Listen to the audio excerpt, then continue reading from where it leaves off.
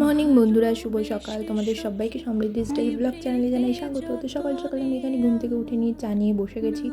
চা খেতে খেতে একটু বাইরের দিকে দেখছিলাম আর কোনো ভাবনা চিন্তা করছিলাম। তারপরে চলে গেলাম আমাদের বাগানে, যেটা আমার মায়ের তৈরি করা। তো আমি তো জীবনে কোনোদিনও বাগানে আসি না, তো আজকে একটু লেবু তোলার দরকার ছিল, তাই লেবু তুলতে চলে আসলাম। আর বাকি গাছপালাগুলোকেও একটু দেখে নিলাম। এটা হলো ড্রাগন গাছ।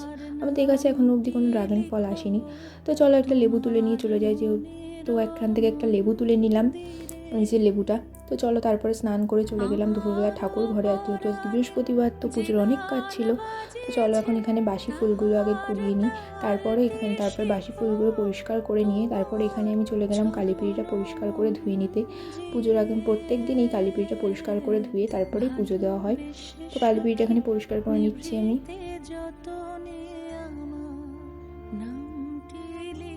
তো আজকে গোপাল আর লক্ষ্মীর জামা পরাবো, তাই এইটা গোপালের জন্য, এটা লক্ষ্মীর জন্য, এটা মা লক্ষ্মীর জন্য। তোমার বলো এই জামা দুটো কেমন লাগছে। তো এখানে চন্দন বেটে নিচ্ছি। এরপর গোপালের স্নানের সময় হয়ে গেছে, গোপালের আগের দিনের জামাটা বদলে এবার স্নানের জন্য তৈরি করে নেব। তো ভালো করে আমি একটু লেবু ঘষে দিচ্ছি যাতে ওর গাটা চকচক করে। তারপর ওকে স্নান করিয়ে নিলাম, গোপুসোনাকে স্নান করিয়ে তারপরে ও গাটা ভালো করে মুছিয়ে নিলাম। দেখো তোমরা তো গোপুসোনার গাটা কত চকচক করছে। তারপর ওকে চন্দন পরিয়ে দিলাম।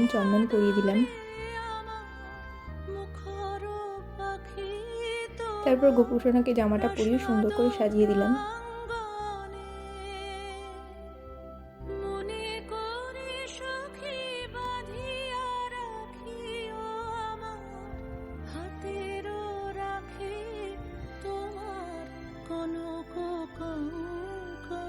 এখানে গোপুসোনাকে জামাটা পরে সুন্দর করে সাজিয়ে দিলাম। এবার তোমরা বলো তো গোপুসোনাকে কেমন লাগছে এই জামাটা পরে, তোমরা কমেন্টে অবশ্যই জানিও। তারপর গোপুসোনাকে সাজিয়ে নেবো। বিশেষ তেমন কিছু সাজাতে পারি না, চন্দন দিয়ে কপালটা সুন্দর করে একটু এঁকে দেবো। এখানে গোপুসোনার কপালে সাজানো হয়ে গেছে। এবার ওর গয়নাগুলো পরিয়ে দেবো, যেখানে হাতে চুড়ি পরিয়ে দিচ্ছি, গলায় হার। এই দুটো হারের মধ্যে যেটা ওর জামার সাথে ম্যাচিং আমি সেটাই পরিয়ে দিচ্ছি ওকে। তো চলো একে একে গোপুসোনার সব গয়নাগাটি পরিয়ে দিচ্ছি। তারপরে সামনেই তোমরা তো সবাই জানো গোপুসোনার জন্মদিন আসছে, তো ওর জন্য অনেক নতুন নতুন কিছু কিনতে হবে।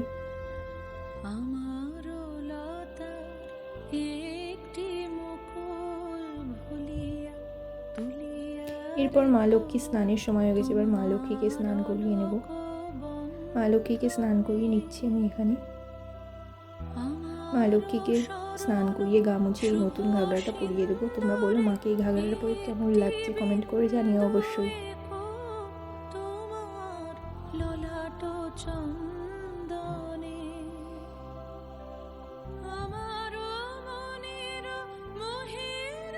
মাকে কেমন লাগছে অবশ্যই জানিও। তারপরে মাকে একটু সাজিয়ে নেবো, বেশি কিছু সাজাতে পারি না, ওই সিঁদুরের টিপ আর সিঁদুর দিয়েই পরিয়ে দেবো মাকে।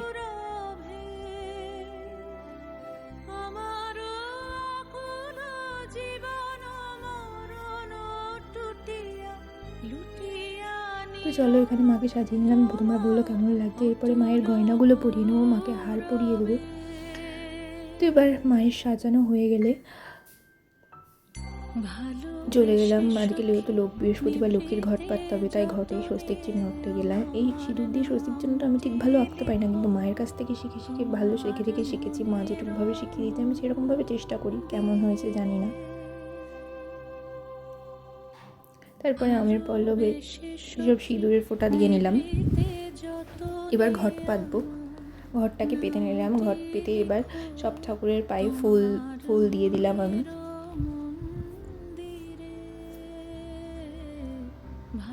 তারপরে ঠাকুরের ভোগ দিয়ে দিলাম। এবার ভোগের উপরে তুলসী পাতা দিচ্ছিলাম।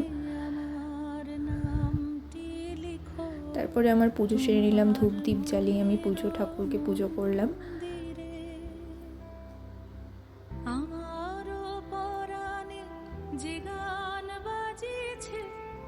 এখানে ঠাকুরের আমি পুজো করে নিচ্ছি। পুজো সেরেই ঠাকুরকে প্রণাম করে আমি বাইরে বেরিয়ে দাঁড়াবো। ভালোবেসে সখী নিভৃতে যতনে আমার নামটি লিখো তোমার মনের মন্দিরে। তো তো চলো দরজাটা বন্ধ করে দিই। তারপরে দরজা বন্ধ করে এসে ভোগ তুলে জায়গাটা পরিষ্কার করে দিচ্ছি। চলো এবার আমি খুব খিদে পেয়ে গেছিলো, তাই খেতে চলে গেছিলাম রান্নাঘরে। খেয়ে দিয়ে আবার একটু বেরোনোর আছে। তো চলো আমি রেডি হয়ে গেছি, এখন আমি একটু বেরোবো, আমার একটু কেনাকাটা করার আছে, তাই এখন বেরিয়ে যাচ্ছি আমি একটুখানি।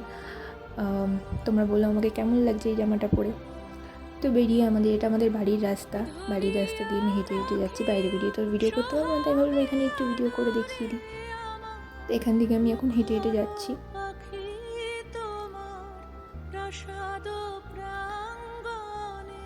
আর এটা আমাদের পাড়ার রাস্তা।